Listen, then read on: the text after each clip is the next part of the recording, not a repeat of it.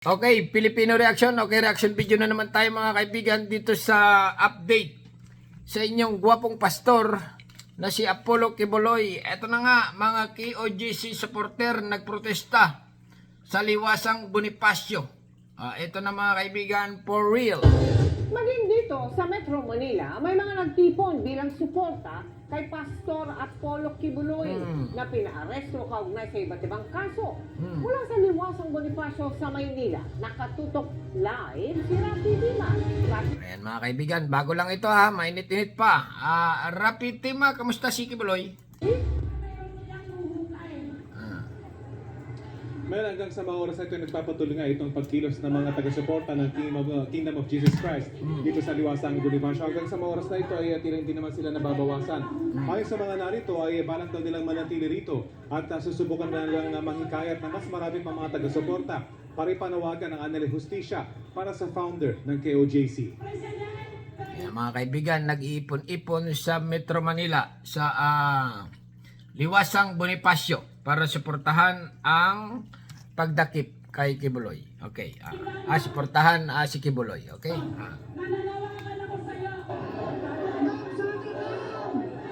Mulang kaya po naglakad patungo sa liwasang Bonifacio ang ilang taga-suporta ng Kingdom of Jesus Christ o KOJC para samahan ng ilang kasamang nagsasagawa na ng kilos protesta. Bitbit ang mga laminated na placard kung saan nakasulat ang mga katagang BBM resign at hustisya para sa KOJC. Ang pagkilos na ito ay suporta raw sa kanilang mga kasamahan sa Davao kung saan hinahanap si KOJC founder Pastor Apollo Quiboloy. Talaga naman. Ito mga kaibigan, kasi nga itong member ni Quiboloy, million din ito eh. Kaya nagagalit sila na yun na nga, ang mga pulis ay pinuntahan yung hinalugog, yung lungga ni Quiboloy. Continue lang. Expect po namin sana, maririnig po kami ng gobyerno. Narinig na kayo. Bigyan po kami ng hustisya doon. Kasi, Anong hostisya naman ang sinasabi mo? Yung si Quiboloy ay may kaso. Okay? May kaso si Quiboloy, dapat niyang harapin sa Senado. Okay? Anong hostisya? Yung sabi niyong hostisya, yung pagpasok ng mga pulis doon sa compound, may warrant nga eh. Kasi nga si Quiboloy ayaw lumabas. Dahil yan ang paniniwala mo, bahala ka. Pilipino din po kami. Pilipino din po tayong lahat. Siyempre naman, alam yan. May karapatan din po tayong lahat. Gate ng mga analista, lalabas naman daw ang kanilang founder at haharap Lalabas, kailan pa? Pagputi na ng uwak, ay kailan lalabas? Talaga naman. ang mga kaso na sinampa laban sa kanya kung hindi lang sila nakakaramdam ng Parang pagmamawa ni Quiboloy, nanghihina na. pagkikipit. Gusto ko naman po talaga si Pastor. Kung fair po yung laro nilang lahat doon sa gobyerno. Pinaghahanap si Quiboloy matapos lumabas ang warrant of arrest laban sa KOJC founder mula sa mga korte sa Pasig at Quezon City para sa kasong pang-abuso at trafficking. Wanted din si Quiboloy sa Amerika para sa sex trafficking Birin mo yan, wanted din sa Amerika. Patong-patong na kaso, kaya pag nahuli ito si Quiboloy, shoot ka sa kulungan. at fraud at coercion. Lahat ng ito ay tinatanggi ng KOJC founder at sinabing gawa-gawa lang ang mga kaso. Pag ang tao ay may reklamo, dapat humarap sa husgado. Okay? Ay ngayon na nga, si Quiboloy ay may nagrereklamo sa kanya dahil may ginawa siyang something. Ano pa? Talaga naman itong mga member. Sobrang dami nitong mga kaibigan. Pero hindi rin natin masisisi itong mga member nito kasi nga naniniwala sila na si Quiboloy nga ay walang kasalanan. Okay, bahala kayo. Yan ang paniniwala niyo, pero ang iba, mga ating kababayan ay naniniwala nga na si Quiboloy ay guilty. Okay, natin yan. Bakit si BBM ay resign? Ano naman kaugnayan ni BBM kay Quiboloy? Si Quiboloy may kaso. Si BBM ay nagtatrabaho ngayon. Bagamat wala itong mga leader ng kilos protesta, dumating ang dating tagapagsalita ng Administrasyon Duterte na si Atty. Harry Roque. Nako, ay dumali na naman si Harry Roque. Ang eps na naman. Ay, Diyos mio, Marimar. Ginagamit lang ni Harry Roque itong mga protesta nito ni Quiboloy na ito. Kaya lalong nagiging guilty ang labas dito ni Quiboloy kasi nga may maraming umi-ips. Umiipal yung ibang At maging si Sandra Cam. Nako. Lalo na pag napasok pa itong mga NPA. Hindi raw tama ang ginawang raid ng mga pulis sa KOJC compound sa Davao. Napakalawak na paglalabag sa karapatang pantao na ito bilang tagapagpatupad ng batas.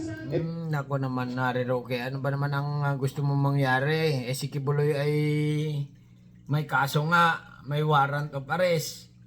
Ano pa ang gusto mo? Hindi palabasin. Yung ang may kaso sa barangay ay kailangan humarap sa barangay. Barangay pa lang yon, ay lalo na sa Senado ay kailangan nang harapin. Ito naman si Harry Roque, gusto niya wag lumabas si Kibuloy. Dapat tinatawag niya atensyon ng mga kapulisan na dyan sa Davao. Dahil hindi naman nakakaabala sa trapiko, hinayaan lang ng mga pulis ang kilos protesta. Hindi daw nakakabala sa trapiko. Traffic din yan kahit pa paano. Hindi pa lang masabi ng mga analista kung hanggang anong oras sila mananatili rito. Na-brainwash na ito ni Kibuloy. Bahala na kayo dyan. Well, sinusubukan pala Hostisya para sa KOGC. Ano naman hostisya nun? hingan ng reaksyon ng Palasyo ng Malacanang tungkol sa sari-saring mga akusasyon na ipinukol ng mga realista tungkol sa First Family at sa iba't ibang miyembro. Oo nga, nadadamay dito si BBM Marcos. Nagtataka lang ako, bakit kaya ganun ang ibig niyo niyang sabihin?